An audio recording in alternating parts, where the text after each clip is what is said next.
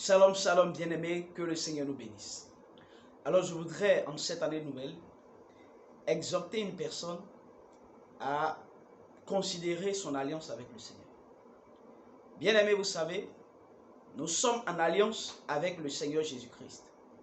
Pour celui qui a accepté Jésus, pour celui qui a décidé de faire de lui son maître, son Seigneur, son sauveur, cette personne est en alliance avec le Seigneur. Cela signifie que nous ne pouvons plus faire ce que nous voulons. C'est la raison pour laquelle l'apôtre Paul le disait, si je vis, ce n'est plus moi qui vis, mais c'est Christ qui vit en moi. Si je vis, ce n'est plus moi qui vis, mais c'est Christ qui vit en moi. Cela signifie que lorsque nous entrons en alliance avec le Seigneur, notre volonté n'est plus la priorité. Ce que nous aimons faire, ce que nous aimons dire, cela n'est plus la priorité. Nous devons rechercher en toutes choses la volonté du Seigneur. C'est le Seigneur qui doit être honoré. C'est le Seigneur qui doit être honoré, bien-aimé. Notre alliance est incompatible avec les pratiques de ce monde. Nous devons comprendre ces choses. Notre alliance avec le Seigneur, notre foi avec Jésus-Christ est incompatible avec l'impureté et l'impudicité. Avec le mal. Raison pour laquelle la Bible dit qu'il n'y a maintenant donc aucune condamnation pour ceux qui sont en Jésus.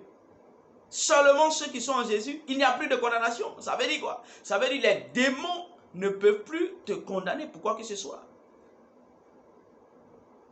Tu ne peux pas suivre Jésus-Christ et en même temps faire plaisir à Satan par les pratiques de ce monde, par l'amour du monde.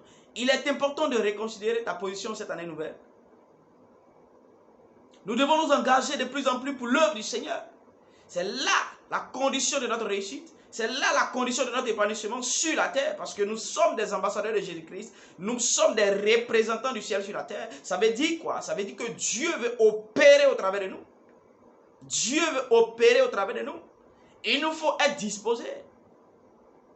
Il nous faut être consacrés pour l'œuvre de Dieu. Nous sommes des missionnaires de Jésus-Christ.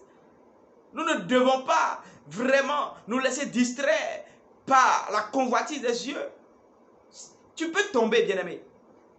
Certainement que hier tu es tombé. Mais moi je parle d'aujourd'hui. Moi je parle d'aujourd'hui. Aujourd'hui c'est l'opportunité que le Seigneur te donne pour agir différemment. Pour te relever, pour aller de l'avant.